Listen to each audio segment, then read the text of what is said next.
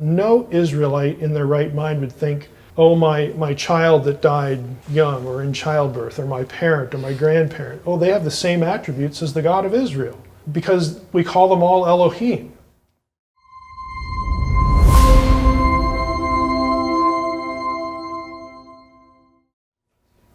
How do we know that the writers of these biblical passages weren't thinking about a specific set of attributes when they used the word Elohim? Mm-hmm. Yeah, that's a logical question and a good one. The short answer is if you actually look up all the places where Elohim is used by biblical writers, which, and I guess if you have insomnia, this would be a good thing to do because there's like 2,300 times. You can look these up in a concordance or whatever, and that's the sort of thing that people like me do.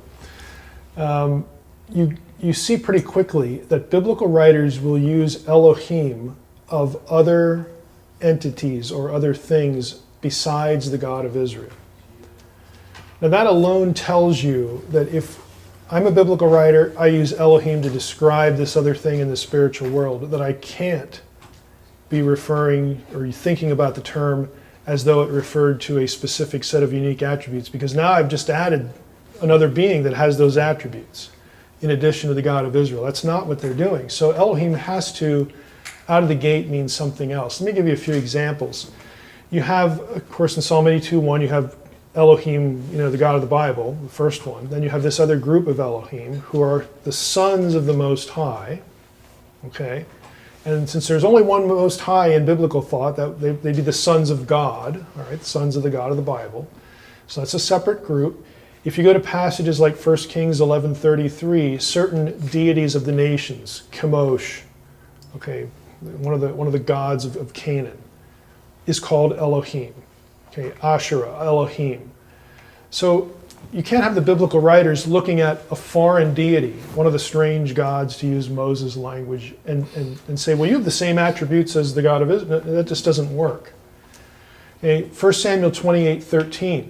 This is the famous story of Saul and the witch, or the medium at Endor, where God won't, answer Saul's prayers anymore. So he's upset.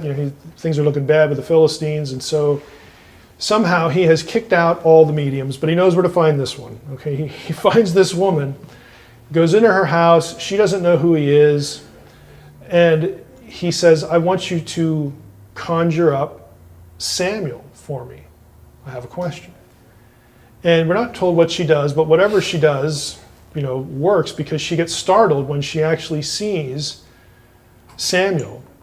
And then all of a sudden it clicks in her head, no, wait a minute, you must be Saul, and this is a trap, and I'm in trouble. You're going to put me to death or whatever. And Saul says, don't worry about it. What do you see? What does he look like? And so if you actually read the passage, the woman says, I see Elohim coming up out of the ground. Again, the underworld, okay? And we know it's just one because Saul asks, what does he look like? And so she describes him. And Saul's like, yep, that's the guy. Okay, and then they have a conversation. And in that conversation, there's material that we know as readers of the book of 1 Samuel that Samuel had said things about Saul and so on and so forth.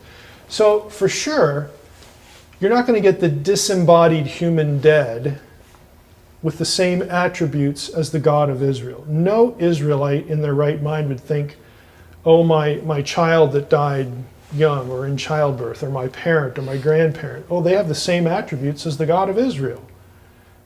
Because we call them all Elohim, just like the gods of the nations. No one's going to be thinking about that. In fact, the way you sort of get the theology that we have, the uniqueness of the God of the Bible, is that God is described in certain ways. It's not about the word Elohim. The attributes are not wrapped up in this one term.